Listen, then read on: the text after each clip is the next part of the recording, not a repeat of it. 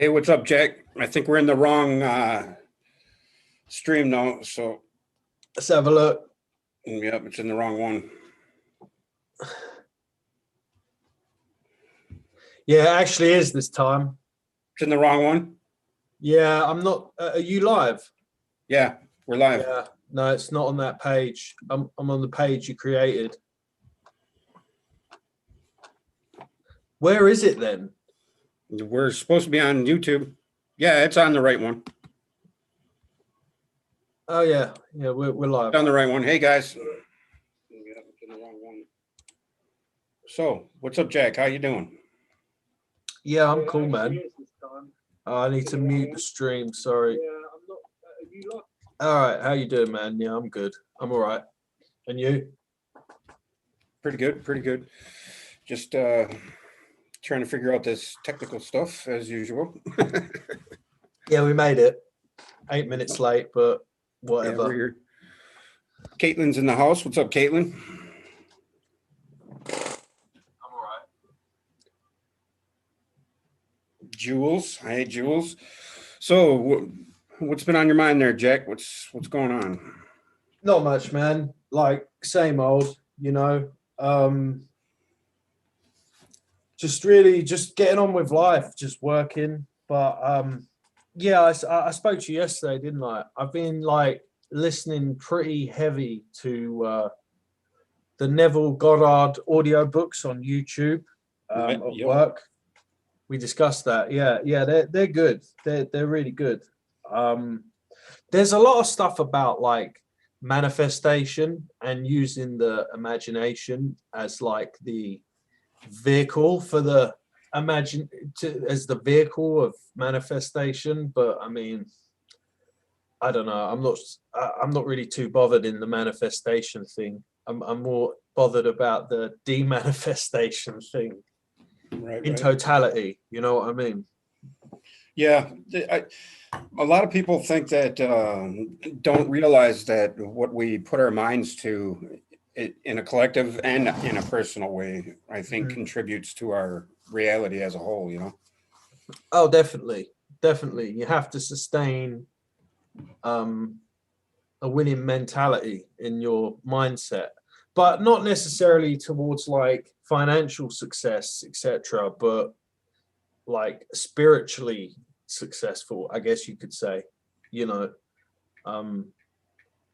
which would be like kind of pertinent to like attaining knowledge or lots of other things, but it's a continual self-discovery, you know. Right. Yeah. Well, so what do you think it's all, what do you think, why are we here? What is this all about? You know, is it just for us to live and be happy, or what do you think it's No, about? it's not. I mean, that can certainly be a part of it, but really it's about definition, isn't it? That's the why. You know what? Just as you were answering that, my computer glitched.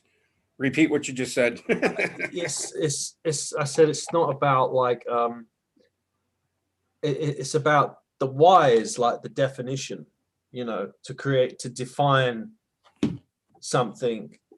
And see, this is interesting. I read in this Neville Goddard book. This is what I mentioned to you about like semantics. So like love, truth, God, all can be used interchangeably as really as nouns. And well, okay, but anyway, yeah. So in the book that I read about Neville, the Neville Goddard book, he was talking about John 1:1. So in the beginning there was the Word, and the Word was with God, and the Word was God. So he says that word is translated from Greek logos, obviously, but he then said like how that means meaning, because every word has a corresponding meaning. So he says you can say accurately, you can translate John 1:1 as in the beginning there was meaning, and the meaning was with God, and the meaning was God. So like back to your initial question about the why, and what are we here for? To be happy and etc. It's like, well, really, it's it's like akin to saying what's the meaning of life, and that just covers it as God. I said that before a long time ago, Steve, and it was back then, maybe when I didn't have as much understanding, but it was right what I said. Like, that is the meaning of life, therefore is to like how to experience like divine union. And yeah, that's pretty much like the end of the road for mysticism on the fool's journey, but it's not really the end.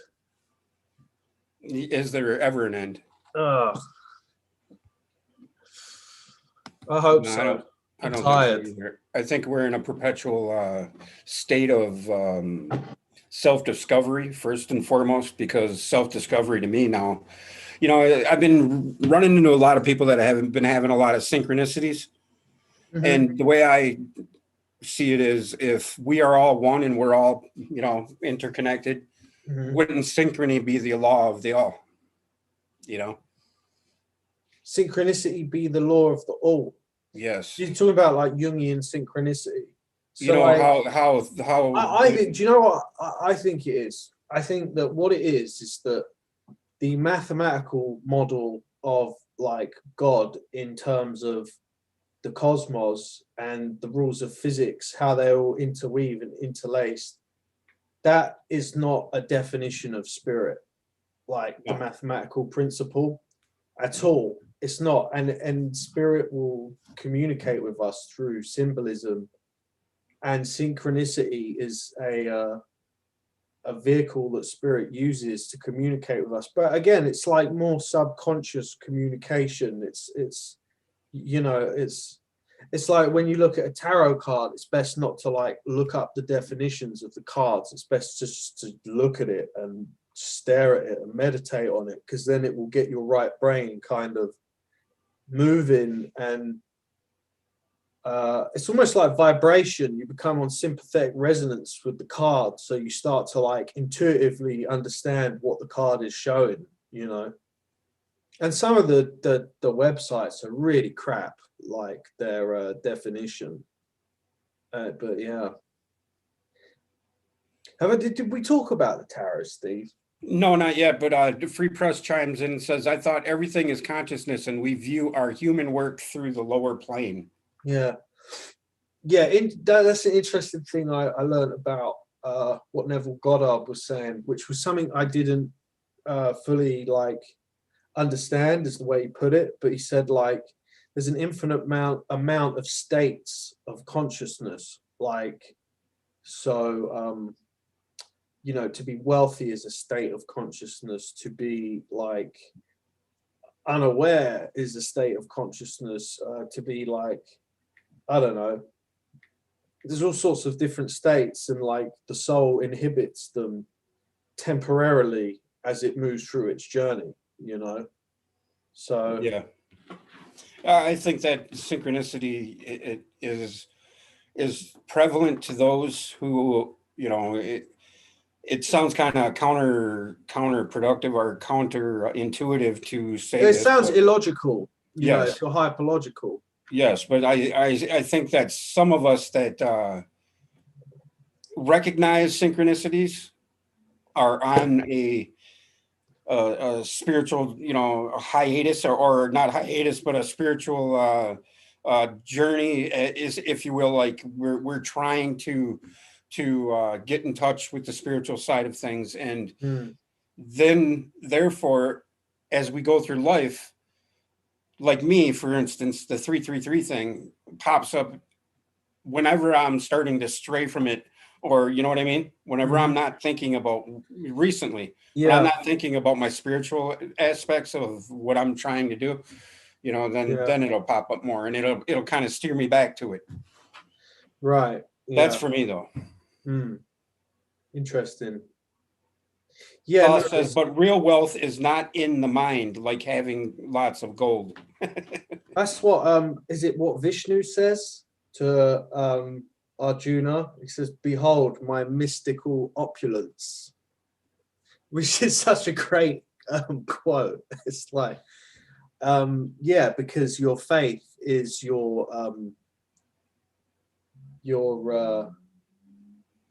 it's not your birthright, but your faith is your what's the word I'm looking for?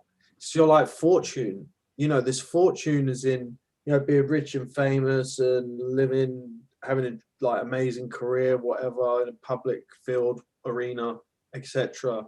But there's like fortune in like, you know, you're fortunate in fact that you'll be able to like navigate and figure out knowledge and stuff like that, you know. Right. I think spiritual wealth is way more important to me anyway than financial wealth. You know, and Yeah. I I'm saw, saying that because I'm comfortable in a nice warm house too, though. You know. yeah, you're not exposed to the elements. Right. It's actually been cold and raining here today in Here San too, Diego. a lot. Kind of nice. But Well, you're in Cali, so it's been hot there or what? well, Up no, it in- got a bit warmer, but it was like perfect weather, and it's like kind of overcast day with little sprinkles of rain and still warm. But yeah. Yeah, what was I going to say? We were talking about like yeah, like because faith isn't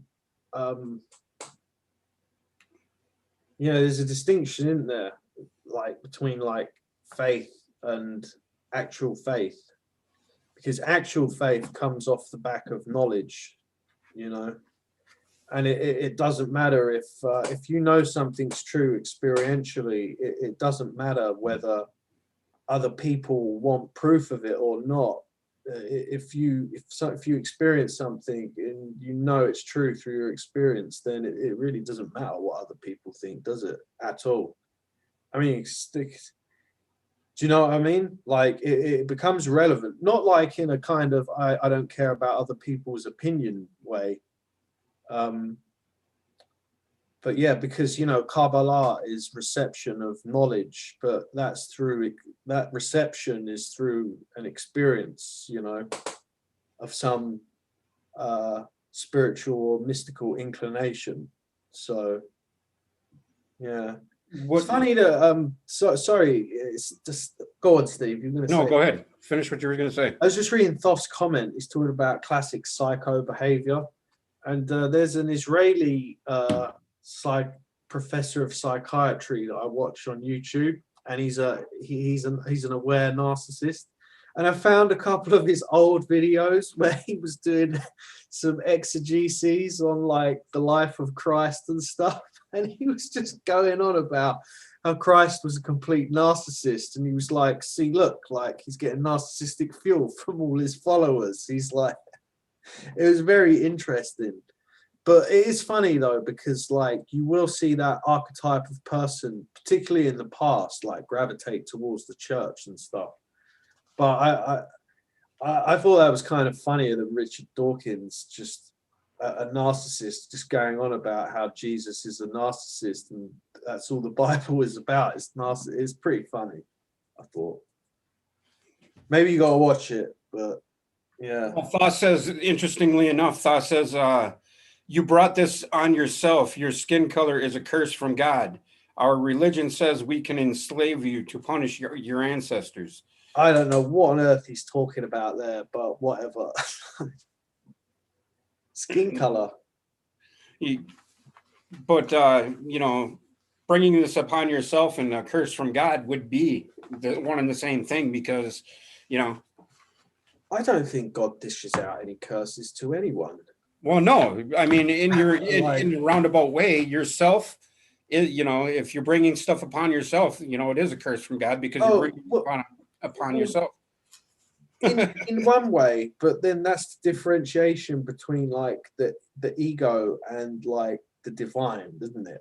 That's like a big bridge to cross, you know. Because I don't think God is something exterior. I don't think God is anywhere else but in here, you know. And you and everybody, you know, and it's nothing that's outside of me.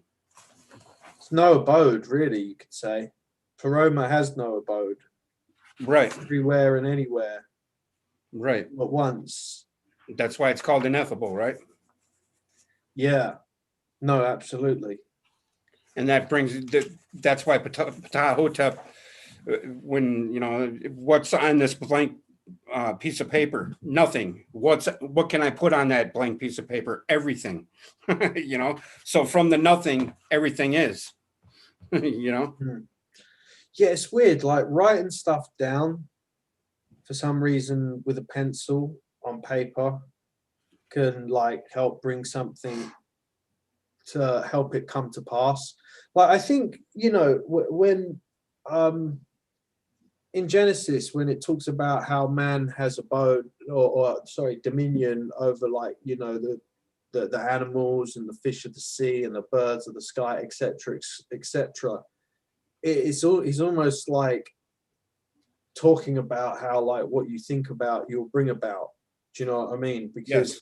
animals don't seem to possess that. I don't know, maybe they do, but the animals are very reactive They're and instinctual. Yes. yeah, they just basically totally follow in their instincts. Yeah, and yeah, there's more. I don't know. It's almost as if like humans like can think across time, whereas animals don't. Maybe Dude, it's funny you just said that because I've been watching these physicists talk about what what time is and what quantum entanglement is, and if time is really a thing. And I say time is a thing here because we are time. That's what makes time is us because we have a linear path and we entropy and all of that. But we're in a timeless state. In it's time that distinguishes the light in the timelessness. You know what I mean? That's the friction in the timeless state that causes creation to manifest. You know, what do you and mean by friction in the timeless state? because there's a perturbation when something from Is that a potential? yes when time in a timelessness in a point in time in a timeless state we recognize the light that is the creation that the only begotten son when we reproduce that in the creation in the timelessness in a moment of time that's it's hard to articulate but in my mind I understand what I'm saying. I don't know if you do. Yeah, no, it's warped. It's like a warping of time and timelessness. Yes, It's like causes the you can be tripping your balls off on LSD and like not know what the hell is going on, but you're still like sitting in a room somewhere, like, and the clock's ticking at its normal rate, you know. Well, right. maybe it is, maybe it isn't. I don't know, but um I'm not condoning use of LSD, by the way. I'm just saying, like Well, I did many times when I was younger. psychedelics can definitely um, give rise to like a feeling of timelessness. That was And really a crude example, but yeah, like where's like the physical barrier between time and timelessness? Is in it, our consciousness, huh? in our consciousness, because where does form and thought, or where does form and conscious, or where does form and non-form separate in our consciousness, right? In our thought, right? I mean, I can't. I'm gonna get the book here. Which book? The The Emerald Emerald Tablet. Tablets. I was just looking through. I was going to read something from Phil's book, but I wanted when you just brought this up, it says and I finally figured out how this book got written by Doriel. He says he found it in a temple somewhere, but I think he ingested all of the esoteric knowledge that there was about time, and I think Uh-huh. he pulled from he might have seen the light and No, I think his own anyone who's written a scripture that reads as a scripture has become illuminated. I think I could do it. I think I could potentially do it. I think I like wrote a poem and sent it to Phil ages ago, and he said it was really good. But it became like it. There was no like story. It was basically just a compilation of anagogical symbolism in a poem. That's why William Blake's much better, man. Like, oh yeah, I've been reading a lot of William Blake, man, as well this week. Jesus, William Blake's Blake? another level. But anyway, go on. I'm looking for this quote. Forget it.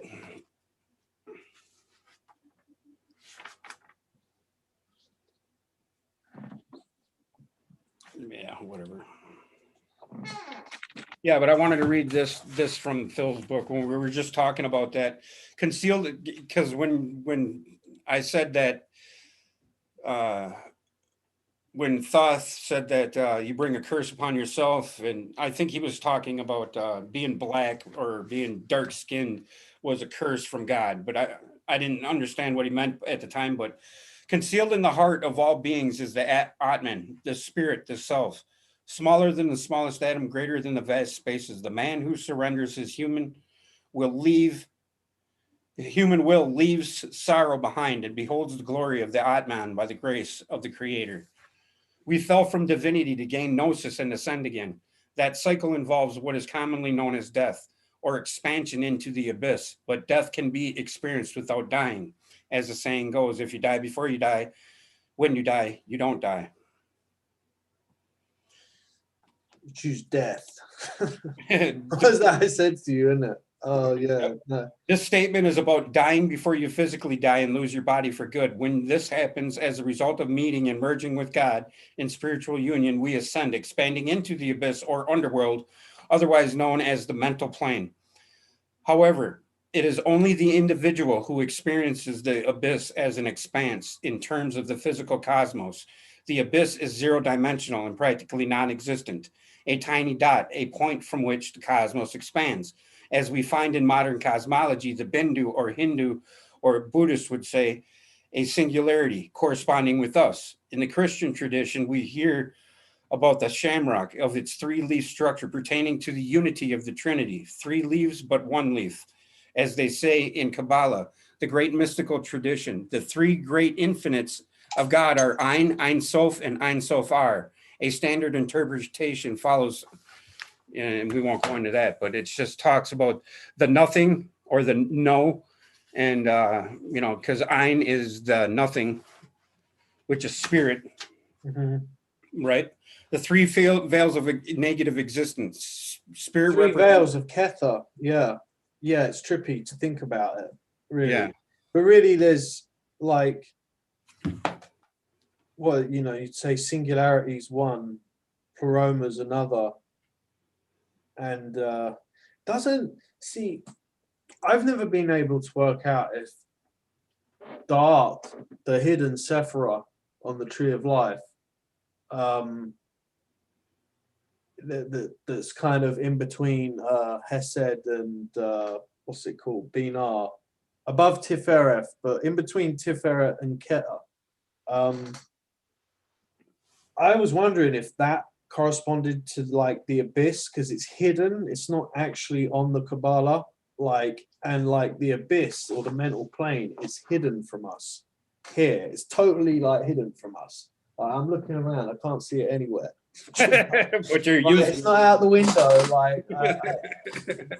right. So you know. Yeah, and those 3 states are 0, 1, and infinity. Yeah, no, it's absolutely true. They are. But what was I saying to you about? Because death as well. You were talking about death. Mm-hmm. The solution to democracy. That's what I realized. Say the last presidential election, Trump versus Biden. If you'd voted for Biden, you would have chosen death. And if you voted for Trump, you also would have chosen death. Like, because it's like you're getting all emotional about, like, I'm worked up about, I mean, I didn't, well, I kind of did a little bit, but like, you're emotional about, like, the state of death, basically. Because really, death only pertains to, like, creation, doesn't it? Yes. Well, anything that's in the dualistic scheme. Right, exactly, yeah, because that's absolutely true. Yeah, I can't, I'm just really finding it hard to empathize with the transhumanist, like, people. Doesn't make, they don't make any sense to me whatsoever. Yeah. About the eternal life, it's about the eternal ego. Maybe that's the difference in their thinking, you know. They want to, yeah, they want to, or not they, but I think the thinking is that there is nothing else besides life, as in the physical sense, you know. And so they want to promote and propagate life, if you will, this life in a physical sense forever, because they're afraid of dying. And what better place to overcome the biggest fear we have through death or for death, or, you know, because we're all, whether we accept it or not, or want to admit it or not, we're all afraid of dying at one point in our lives, you know. And that usually causes us to look inward, you know, or look for what the real true meaning of life is, you know. And some people would call that a midlife crisis. Some people would call that, you know, their you know, the clock, whatever. Yeah, yeah, definitely. I'm just gonna put a light on that. It's dark in my room. But for me, can I ask the panel to discuss manifestation if you get a chance? What are you talking about?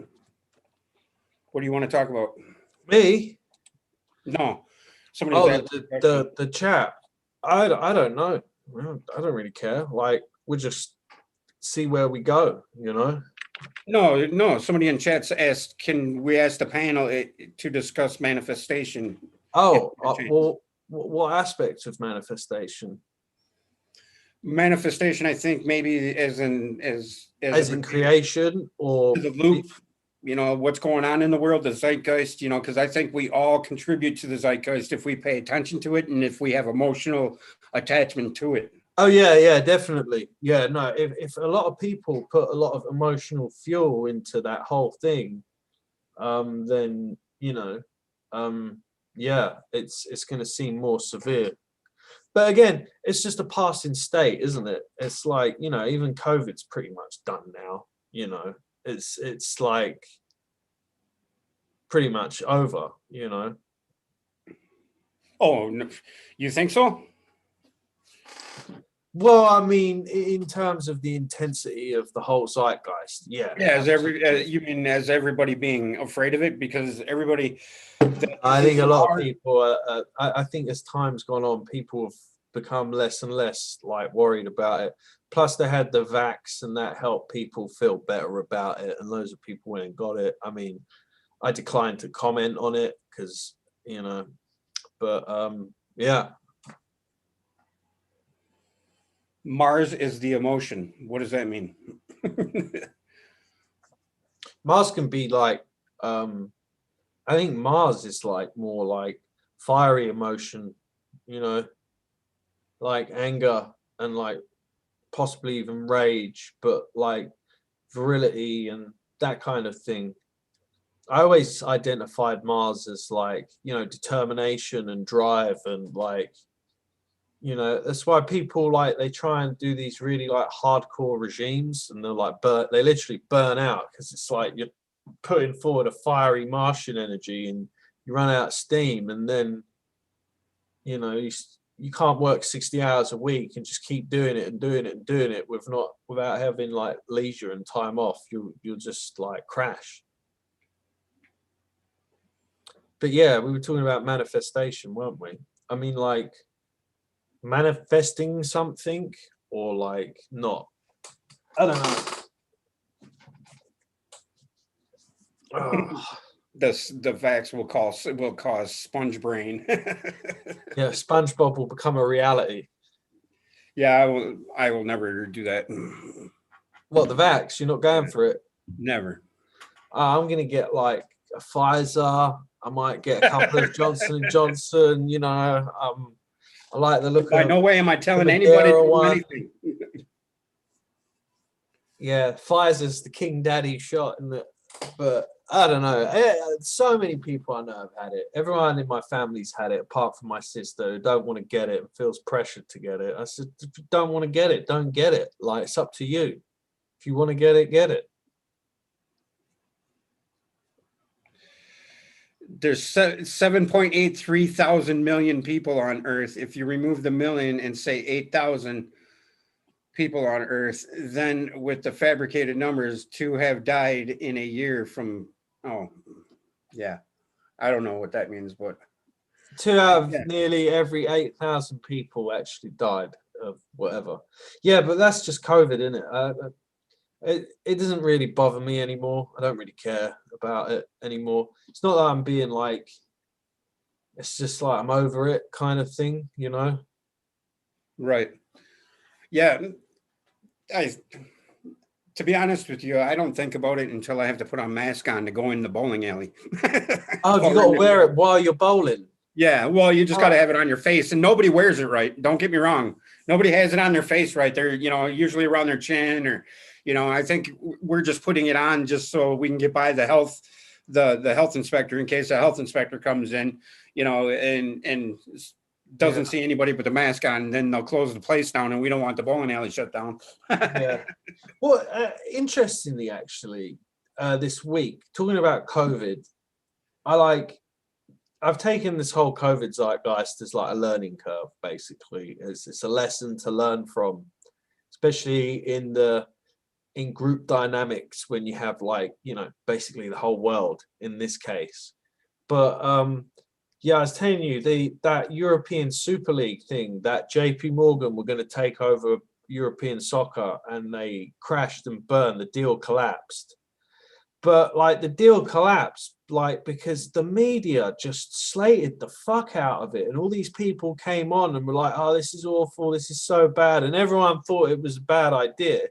Whether it was or what it wasn't, I don't really know. I don't have all the facts, but so it collapsed.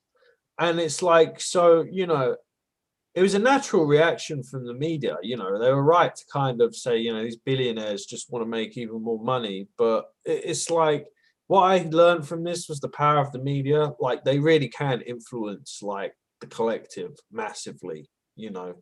It really doesn't matter what they say. You're entitled to your own opinion if you've got enough facts to go by, or not even entitled to your own opinion based on like facts and evidence, like your own intuition as well, because you could just be like, oh, this feels a bit fishy, Right. My I don't know. granddad passed away from it and was in his 70s just a few months ago. But he had also been wearing a mask out every day for a year prior. So that had to have made things worse. Probably, yeah. Sorry to hear that, Caitlin. Yeah. By Maybe the way, like, Caitlin, maybe all the people who are getting the vaccine, they've already like chosen death by having no desire for like any kind of deep mystical knowledge. They just really don't care at all about that kind of thing. I'm not saying, I don't know, I'm just theorizing here. So, they end up, this zeitgeist comes with this vaccine that, I don't know, like in worst case scenario, long-term effects are actually devastating. Who fucking knows? I don't know. Hopefully it's not like that. right. The whole thing that for I'm me, sure it'll be fine. yeah, everything. I'm sure people. Everything is as it should be. But here's the book from Phil that I'm going to give you, Caitlin. I'll be sending it to you. You got to email me your address. Interesting. I haven't read that one. And here's the one from Yvonne. Pardon? This is the one from Yvonne. The Warden of My Soul. Yeah, you can't see either of them two books having an Oprah Book Club sticker on them, can you? No. No. And that's, you know, Although, like, Eckhart Tolle has got one, and he's actually not bad. We've discussed, he's come up in the past, you know, he's not that bad. Actually, man, just to change the subject, speaking of Eckhart Tolle, I saw a video of his where the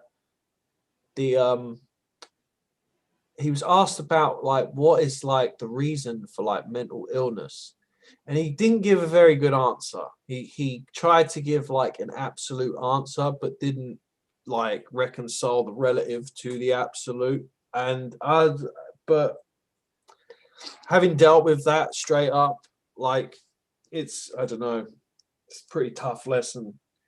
Tough lessons are good though, really. right. When the peak of them is kind of like over and you're starting to like not be so emotional about it and understand and gain the understanding from it, like, you know, it's just the way it's got to be, man.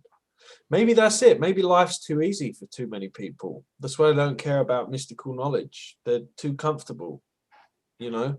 Well, isn't that the case, you know, or they're just caught up in the humdrum of trying to survive that they don't even give it time. Yeah, but they just caught up in the humdrum because they're playing it safe, you know. It's just not taking risk. And I mean, I don't just mean like risk as in like, you know, some kind of financial risk. I mean like risk as in like experience and like, you know, intellectual risk or something like that. Like a quantum leap of some sorts, you know.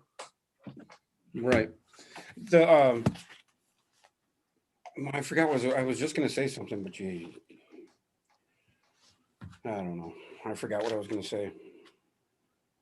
Oh, about Eckhart Tolle. Yeah, I watched a video of somebody explaining how he always falls short of giving the answer to it. You know, he'll bring up more definition, but he'll always stop right before the As in he missed the mark. Maybe he's just not. I mean, like, come on. If you're trying to explain this information to a bunch of people who don't understand the information, yeah, and they're on the beginning of their journey, I don't know. Maybe you can't really answer it. I guess you're right there. You can't just be like, oh yeah, you're God, basically, and yeah. you know, you're not a grandiose fucking narcissist. It's actually how it is. It's like, yeah. There has to be a slow. There's like, you know, it's like the law of polarity demands that you can't go from being a polarized individual with all these contradicting beliefs, not like believing two things that are contrary, like your belief is contrary to someone else out there who believes something totally opposite to you, you know. Mm-hmm. Like you can't go from that polarized state to suddenly depolarized instantaneously. It's just, nope. It's just, your fucking brain would be on fire and your mind would crash. You know, I think that in itself is the process from fool to fool. Exactly. What you just said right there. You know, we're embedded in our ego to get ourselves out of that ego to find ourselves in our true state. Well, how about this then? How about in terms of society, people aren't blameless for wanting instant gratification like McDonald's and shit like that and Burger King, because ultimately at their core, that infinite part of themselves exists that isn't like through time and process. So that's like why people have this inkling to seek gratification as quickly as possible, you know, and thrill seeking and stuff. It's kind of like I'm just contemplating if that's the case. I don't know, but maybe on a deep unconscious level. Yeah. You know, like the state of laziness. I mean, I'm sure like if you're in a divine state, like it must be pretty chilled and like lazy afternoon kind of vibe. Do you know what I mean? I don't know about that. I think you're constantly thinking about everybody else, man, and you know, feeling the pain of everybody else and hoping that the best for everybody else. And you know, no, well, I don't mean. I meant like in terms of if somebody, if one is to inhibit like the bliss of divinity. Is it synonymous with like kind of there's a laziness to it, like you're just kind of floating down a river kind of thing and letting it take you. There's no need to make any effort or exert any force. It's kind of what I was talking about there. But back to your point, you I think you were talking about how I am towards like other stuff apart from the point I was just making. Do you know what I mean? No, I don't know what you mean. Oh, I got to say one thing though. Ivermectin. Just remember that. Ivermectin. You love going on about that, yeah. Ivermectin is the what I have in my drawer right now, and that's the closest I'll get to a Oh, VA. man, you're gonna have SWAT team through your windows any second. Right, You right. said that on the live stream. Right. So yeah, what are we wondering about then? What Yeah, was the somebody title of was the thought? Ever somebody wonder said why? the inkling is there because the creator put it there to push. He created us with the will to receive. The creator is the will to give an unconditional love. Rich, poor, hot, cold, highly subjective, relative, it seems. I think, rich and poor are just opposite ends of the spectrum, but, all the same thing. And to get to what you said about belief, I learned that I have to drop what I believe. I don't believe anything anymore. Mm. I don't. I don't. Because to believe something is to shut the door on any future or any knowledge that you aren't aware of yet. I think you can believe something in terms of like a temporal event that's going to come to be, and you it would be easier and you'd like it if it went a certain way. Like right. you can have belief in that kind of sense, or you can have some kind of belief that the royal family are all evil and they're doing this shit with aliens and blah blah blah blah blah. Like there's different types of belief, aren't there? It's a broad word. Right. So, The more money and wealth the minority of rich have, the less the rest of the peasants have to fight over. Yes, Scotty, the cow wormer. That's what I'm that's talking it, about. Kali Yuga, people be fighting over a few measly coins. But Knowledge is the enemy of belief, April Sherpaw says. And hi, April. Hi, Scotty boy. Hi, Free Press 666. And I did see you at the in one of those channels. I think it was the Trial Site News. And John, Dr. Campbell, who isn't really a doctor, but what's up, Al? Menza, Thoth, Penny Pocket, Caitlin. But yeah, I'm glad you guys could join. And I'm not saying here to, I got mine from online and it's the animal version, Scotty.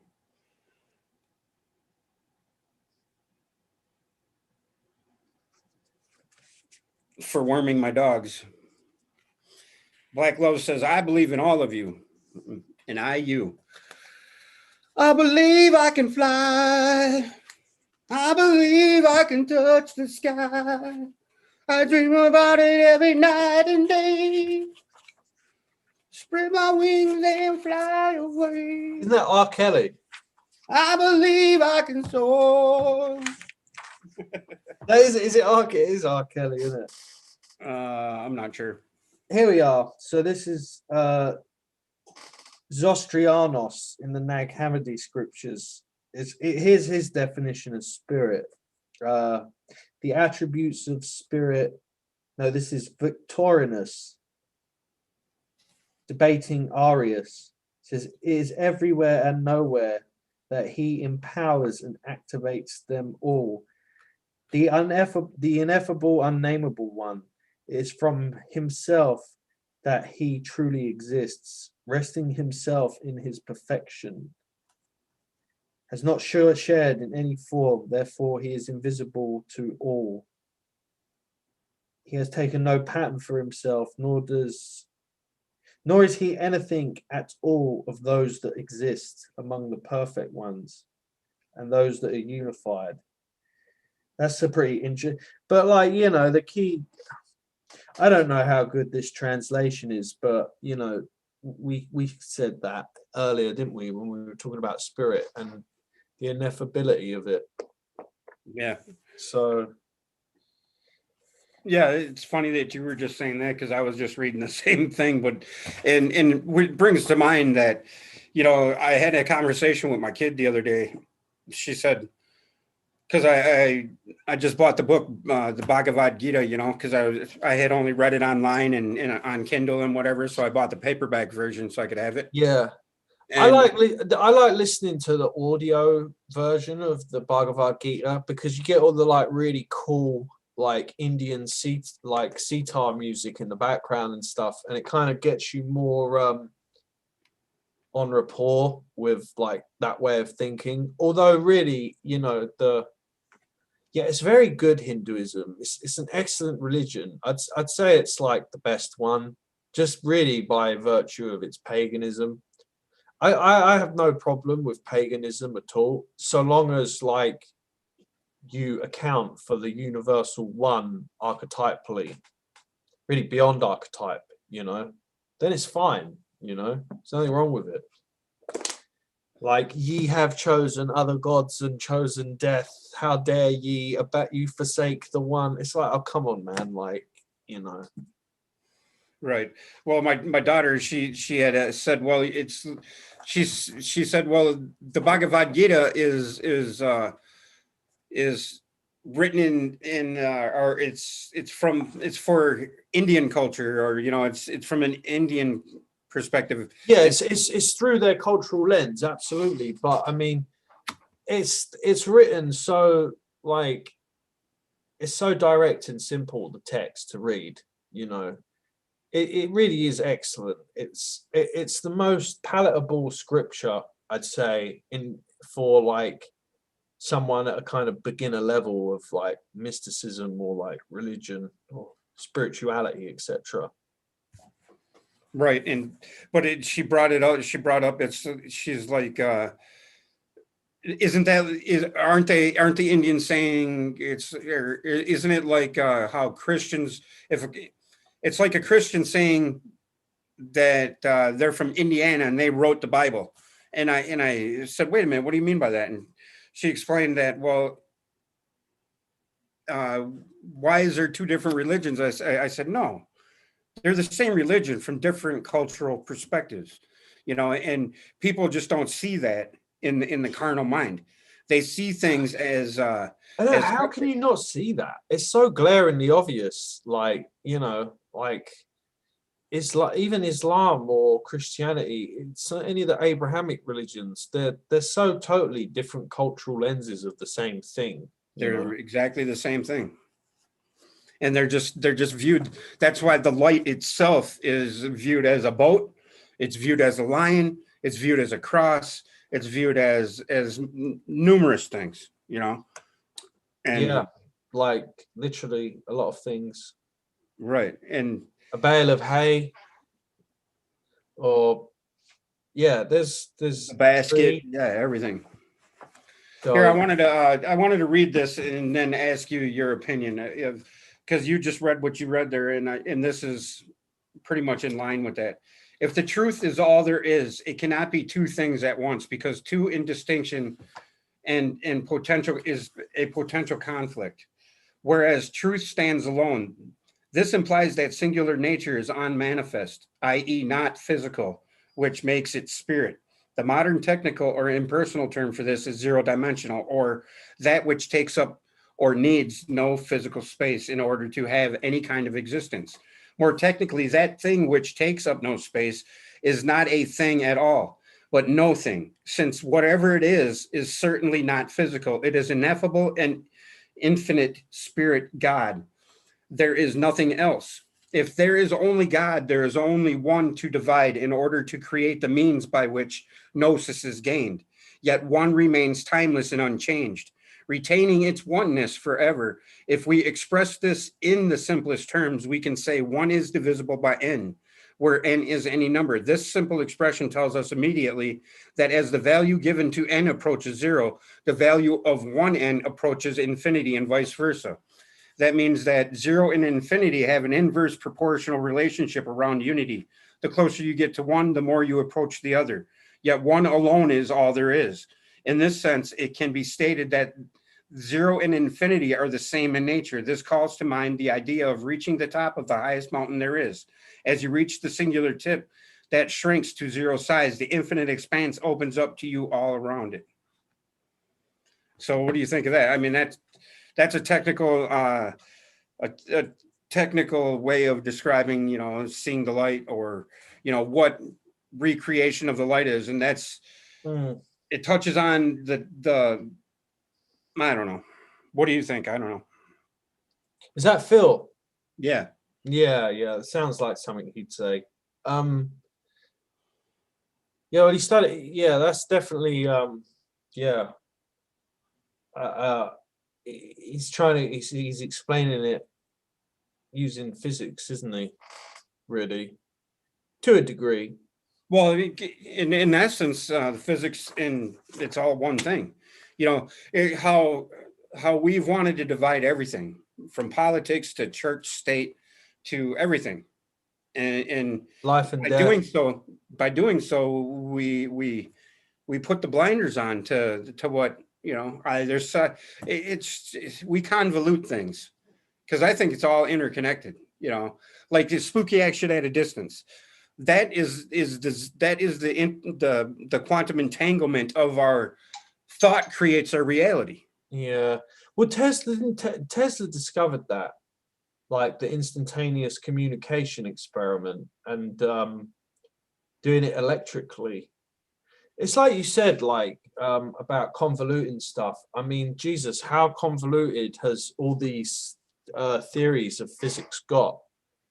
You Right. know, and they are describing physical phenomena ultimately, but it's like when it comes to try and describe spirit mathematically, it's just really like Phil. There's the trinity of 0, 1, and infinity.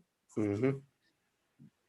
And And there's like they are thus both aspects of spirit in direct relationship, involved in the manifestation. The zero or singularity is us, the kingdom of God within, and the infinite expanse is the abyss, the gate of salvation. Our opposite, while we experience. This is what you were saying. You were trying to find out the abyss, or the mind, or the mental plane, and where is it? I can't see it. Yeah. Manifest reality. God is unmanifest and above creation. As such, God is blameless, since life is what we do to ourselves. Certainly is. Certainly is. Yes. And I think that's the quantum entanglement is, that in essence is describing our means of the feedback loop, and how what we think is what we become, or, if you put your mind to something and eventually you attain it, and Well, this is the thing. It's there has to be quantum physics is really the best that the institution of science has come up with to link the internal and external realms.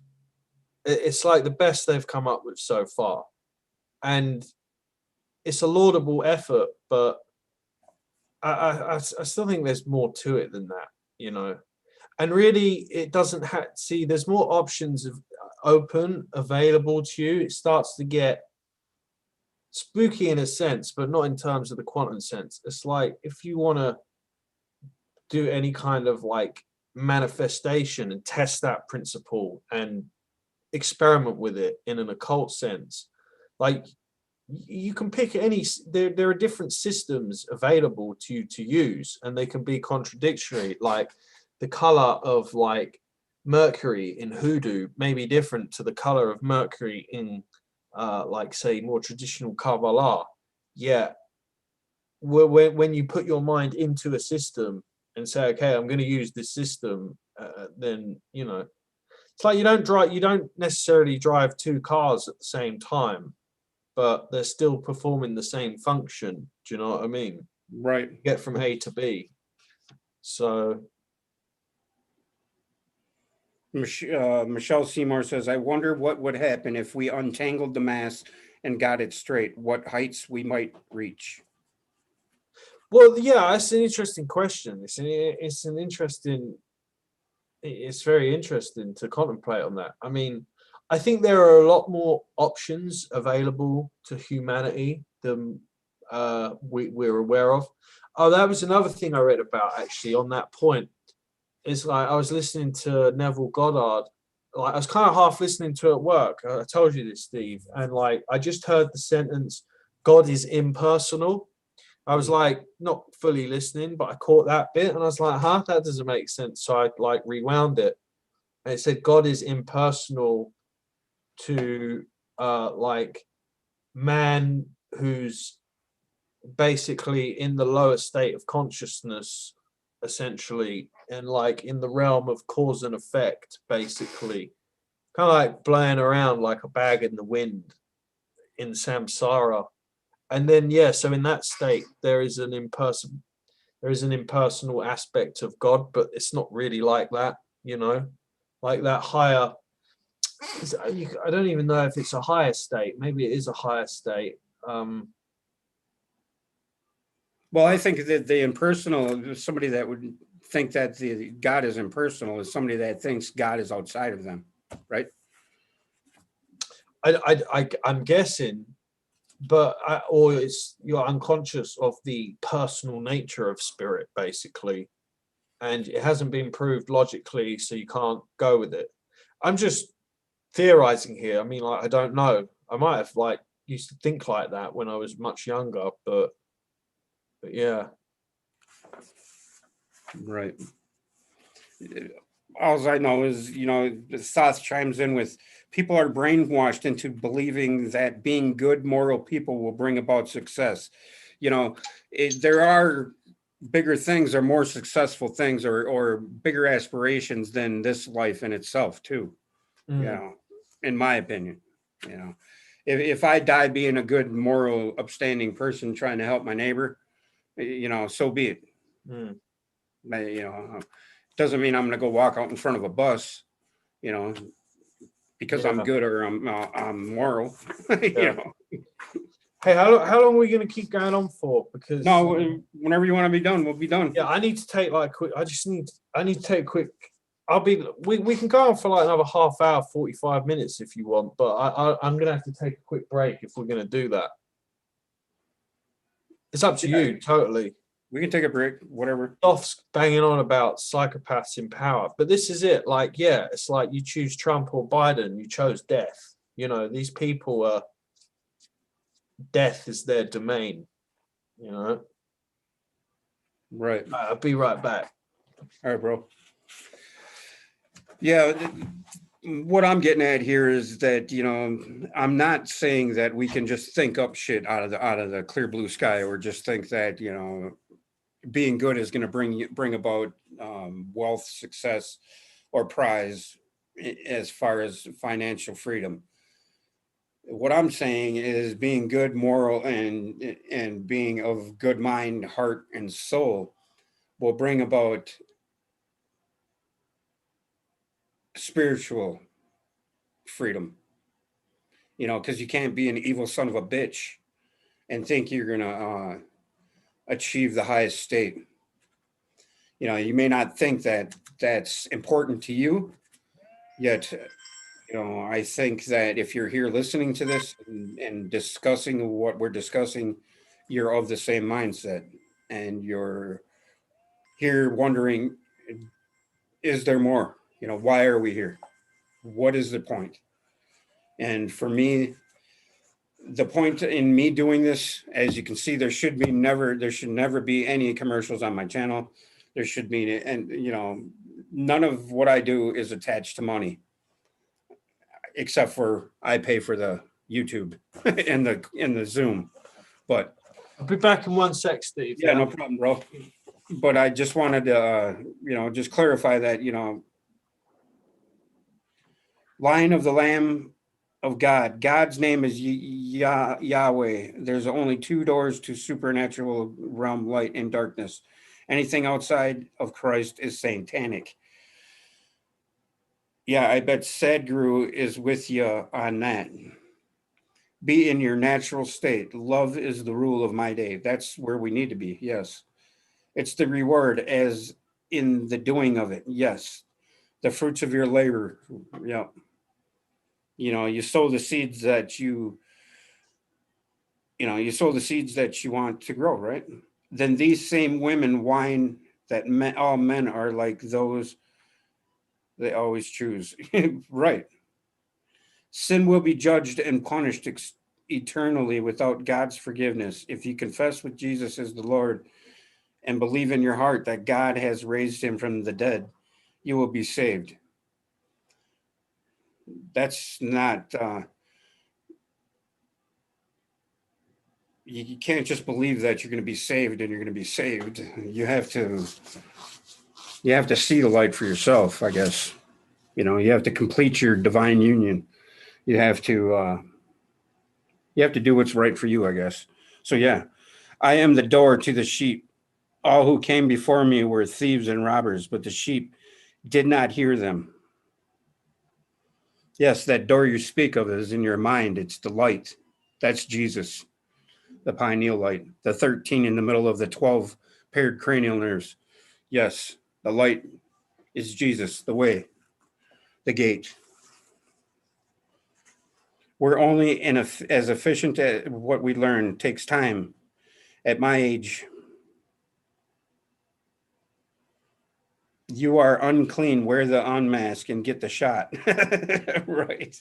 Well, if you pick a good guy, you probably won't have lots of wealth. Probably not. What does the flower say when you crush it in your hand? I am creator, the original. Yes. Right.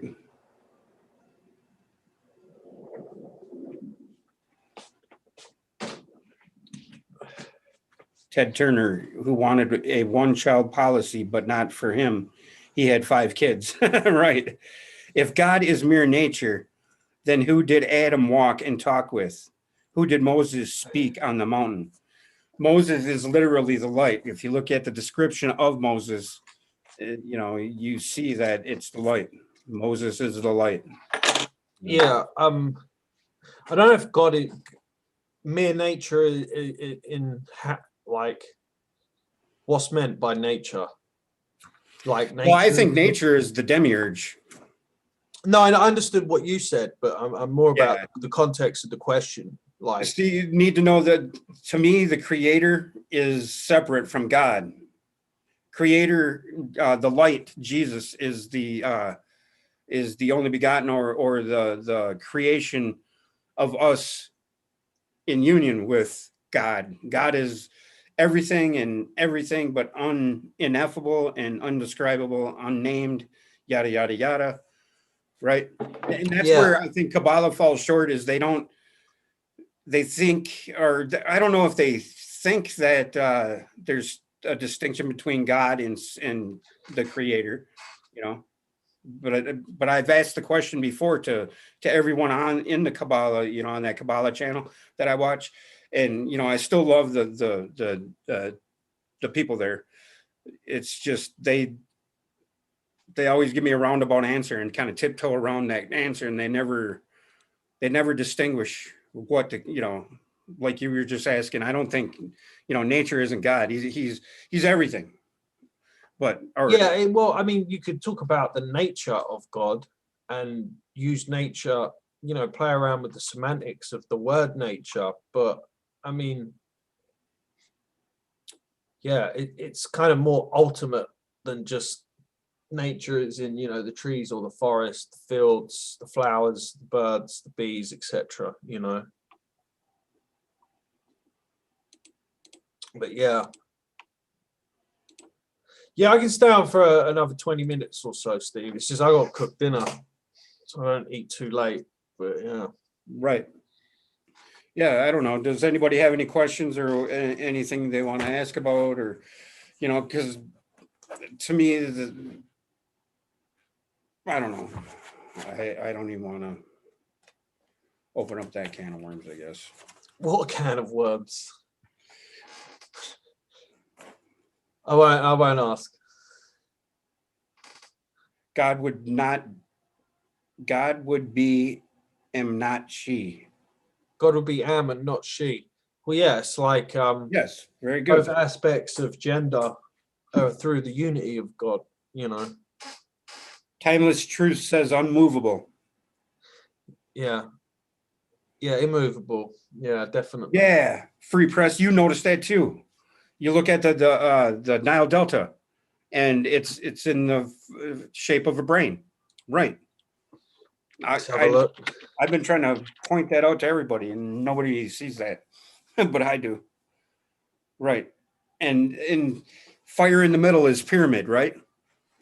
Pyramid is fire in the middle, and Giza is in the center of Earth's landmass, right? And that's the eye in the triangle, right? The eye of the storm is in the center of the storm. I am that I am, right? Where the hell's the Nile Delta? Religion. God, it does look like the a brain and the program. spinal column, doesn't it? Yeah, Like- the Nile Delta or the Nile River. But if you look up at it, if you look up at the Nile Delta, it looks like a pharaonic headdress, and in a right profile of somebody standing there, and then the Nile comes down like it's the spine. Religion might be a slave program. What do you think? It depends on your state of mind. It depends on if you're looking at it through a carnal mindset or if you're looking at it through, a religion in essence. If you're following it like an occultist or not, forget I said that word. But yes. If scripture's taken as a historical secular history of events that have come to pass, then yeah, it could be taken as a slave program. It can be utilized in that way, absolutely. But ultimately, you're right. It depends on the state of like the beholder and the perception of the individual, really. But it's like we say, like when you get into like big groups and there's like a congregation, then the core meaning is lost and the mob mentality kind of takes over. So in that regards, it could absolutely be a slave program, but ultimately it's not at all. That's not what its chief or primary function is. Its chief function pertains to enlightenment, but nature is telling that to the average Christian, it could be difficult. Nothing. I'm not knocking them, but I had a Christian guy call me the devil when I tried to explain the nature of reality to him. Well, he's right. El Cirillo says it would seem we are all blue wrenches here. Perhaps we, the people, have power in numbers. Why are we all not blue wrenches in the third realm, as opposed to the 2D realm?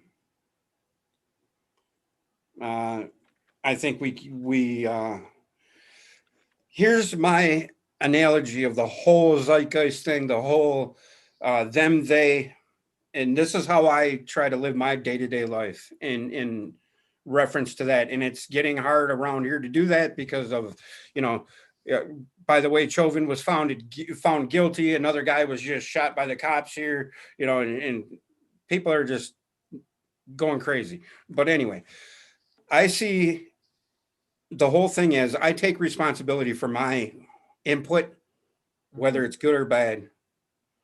And I don't turn on the news. I do not watch.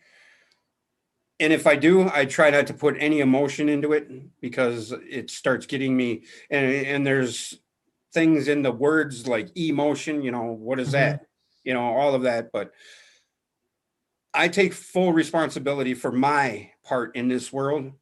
And I can only change myself. And that's a tall order in and of itself to change myself. I cannot change the world. I cannot change anybody who's watching this. I cannot change your mind. I cannot get you to believe anything I think. is the truth. So, what can you do? I Mhm. think we change ourselves, we correct ourselves, do what we need for ourselves, and just do what is right. And Mhm. and the rest will take care of itself. And if enough of us do that, shit would turn around. You know, we've got to get off this whole kick of these guys are against us, or they're oppressing us, or they're doing this to us. It's the truth. You cannot ignore evil, but what can you do about it this moment, other than propagating fear? And I think when we do that, when we say that we're being oppressed and this and that and this and that, it just piles it up, and people Yeah, feel it makes helpless. things more oppressive. Yes, and it just, Yeah. as your attention goes, your energy flows. That's what happens. It becomes what is real. Ultimately, yeah, but it's a state, isn't it? Again, it's like state of consciousness, like the state of being oppressed. It's like you still don't have to be oppressed if there's oppression in your wider society. You can perceive how that affects you, and you can be free from it if you really want to. You know, going back to like manifestation and stuff. You know. Yes. And to be honest with you, this whole suppression of the ivermectin thing and the vitamin D thing, I have a lot of black friends, and they have no idea that they're deficient in vitamin D because of their skin color. And that in and of itself is appalling to me, you know. But you turn on the news and they're shoving all these. You turn on the TV and they're shoving all these pharmaceutical commercials down your throat nonstop now. Three Yeah, out of there's five certainly a lot of people medical care about pharmaceutical. propaganda, but I mean, again, it's like I said earlier, I'm over the whole COVID thing now. You Right, know, but I it, mean, it's definitely waning, and I just tried to like take the wisdom out of the scenario personally. What is like life trying to teach me here? What's the lesson to learn from all of this? You know. right. I think the lesson is that we have to go on our journey, Yeah. and first and foremost, to know thyself is to know the commencement of all things. And Yeah. if we could do that, just figuring out who ourselves are, because if you figure out who yourself is, you're going to figure out who I am. You know what I mean? Yeah. And that's what people need to realize, that we are Yeah. all connected through the one thing. Yeah, there is definitely a from enlightenment, there's definitely a component where the individual post enlightenment is compelled and driven to teach others about it. But they're only going to teach the people who kind of can be bothered to show up for class, so to speak. You know what I mean? But it's definitely there. But Right.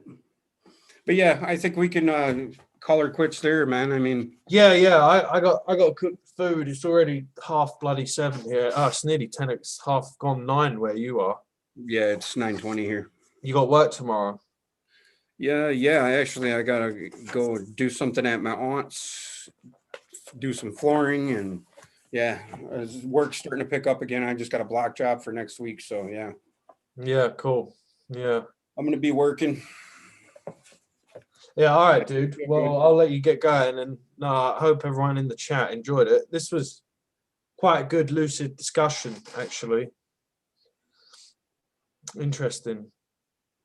Right. You might as well leave with a conclude with some kind of emerald tablet verse. Might as well, huh? Yeah. Well, I can just recite: mighty spirit of light that shines through the cosmos, draw my flame closer in harmony to thee. Lift up my fire from out of the darkness, magnet of fire that is one with thee all. Lift up my soul, thou almighty and potent, child of the light, turn not away. Draw me in power to melt in thy furnace, one with all things and all things in one, fire of the life strain, and one with the brain. Yeah. Oh, that's actually, I just figured that out from what you just said there. Like, you know, there's like the mystery of spontaneous combustion, and you got documentaries if it's possible. Well, spontaneous combustion is obviously like union with God, isn't it? Like your soul's like a ball of gas ready to be Right. ignited, but God's got to come over with the match and flick it on there. Spontaneous combustion, yeah.